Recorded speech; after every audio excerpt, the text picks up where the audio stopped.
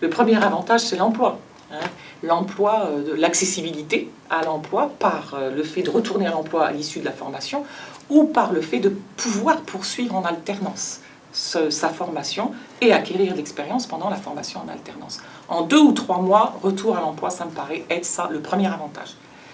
L'emploi aussi, parce que en suivant une formation comme celle-là, je développe des compétences qui ne sont pas que des compétences liées au métier. On l'a vu tout à l'heure, les commerciaux, on va apprendre à devenir un commercial, bien sûr. Mais en travaillant sur une formation digitale, je vais apprendre aussi d'autres compétences. Des compétences qui sont très attendues par les entreprises. Des compétences de collaboration, travailler sur des outils collaboratifs, travailler avec d'autres, coopérer, coproduire. Ce sont des compétences qui sont très attendues. Je vais apprendre à utiliser le numérique, tous les moyens de communication du marché, dans des usages professionnels. Tout le monde sait se servir du numérique, de son smartphone, mais dans des usages professionnels, c'est déjà un peu plus compliqué. Et puis, enfin, le deuxième avantage, c'est l'accessibilité.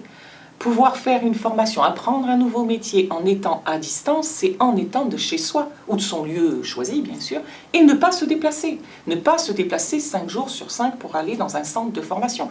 Les personnes ne sont pas toujours disponibles, ont parfois des contraintes personnelles qui ne leur permettent pas d'accéder dans des lieux de formation, dans des métropoles, par exemple. Donc c'est quand même un sacré avantage que de pouvoir apprendre un métier à son rythme, de chez soi.